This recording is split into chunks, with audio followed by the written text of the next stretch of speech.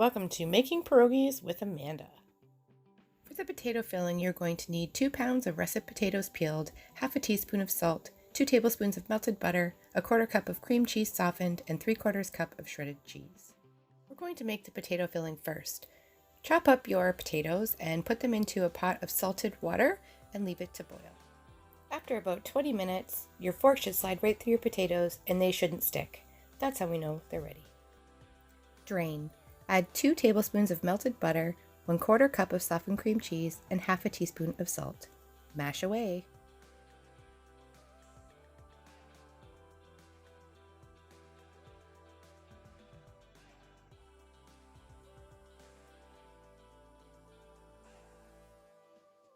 When your potatoes are smooth, add in your 3/4 cup of shredded mozzarella cheese. I chose to put quite a bit more cheese inside my filling because I like my pierogies extra cheesy. Mix well and set aside to cool. Now it's time for the dough. We want 1 cup of warm water, a 1/4 cup of milk, 2 tablespoons of sour cream, 1 large egg, and 4 cups of all-purpose flour with 2 cups reserved. Alright, let's get started. First, you're going to have your warm water and your milk. I've combined them here just to make it a little bit easier. Pour that in the bowl. Now add your sour cream and your salt. Both of them are in here, so I'm going to add them into my bowl as well.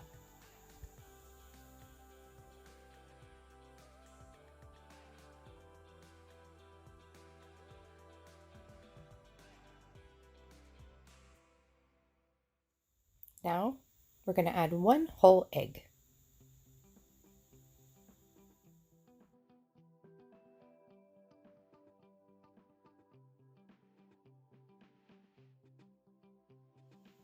Mix that together really well. I'm using a wooden spoon, but I suggest a whisk. Mine is missing, so I'm going to use one from my mixer.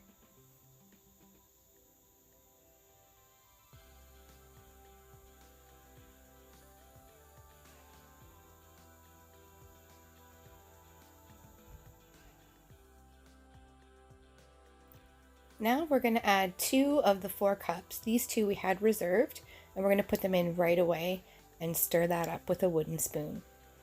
It's important to note here that if you have a stand mixer, you can use the dough hook to get this done. It'll be a little bit easier on your hands, but since I don't have one, I'm going to do it the old-fashioned way.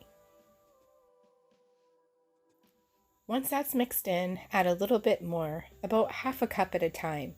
Continue mixing it in, and you're going to have to knead it with your hands. Once you get down to the last cup or so of flour, I suggest adding it a tablespoon at a time. You only knead it until it doesn't stick to the sides of the bowl anymore. Knead it very well to make sure your flour is thoroughly mixed in. As you can see here, it's no longer sticking, so my dough is ready. We're going to cut the dough in half, and we're going to start with 1/2, and the other side we're going to put into the bowl and turn it over to prevent the dough from drying out. You want to roll out your dough on a floured surface.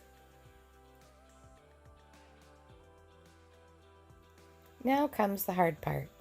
This is where you want to get your kids involved. Rolling the dough out can be a bit of a chore. It is a little bit springy, sort of like pizza dough, so it takes a little bit of elbow grease to get it rolled right out.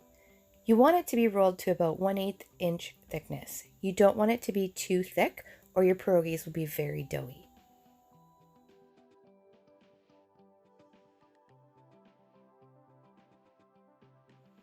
Using a 3-inch cookie cutter or a drinking glass like I am, cut out circles close together in the dough until you've used all of the dough that you rolled out.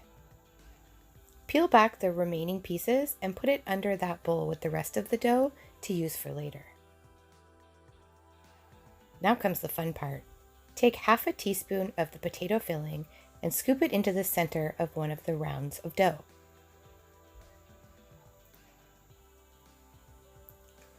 Pick up your dough and fold it in half, kind of like a taco. You're going to need to mold that potato filling around inside, kind of like a crescent shape, and pinch closed all the edges of your pierogi. This can take a little bit of gentle persuasion, as it doesn't like to stick all that well. Once it is completely sealed and you're happy with how it looks, you can do a pinch and turn in order to give it a crinkly edge.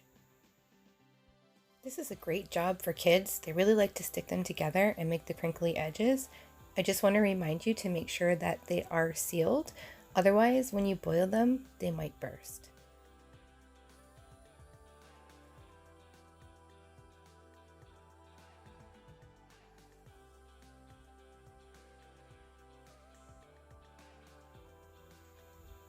Now time to do them all.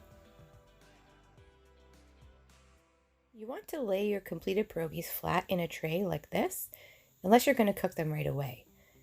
If you're going to freeze them like this at first until they're frozen, then you can put them in a bag for use later. If not, they're all going to stick together and you'll have a clumpy mess. To cook them, add pierogies one at a time to a pot of boiling salted water. Once they're floating, boil for another 3 to 5 minutes, then add to a bowl and enjoy with sour cream and bacon. Thanks for coming, guys. I'll see you again next time. Ona!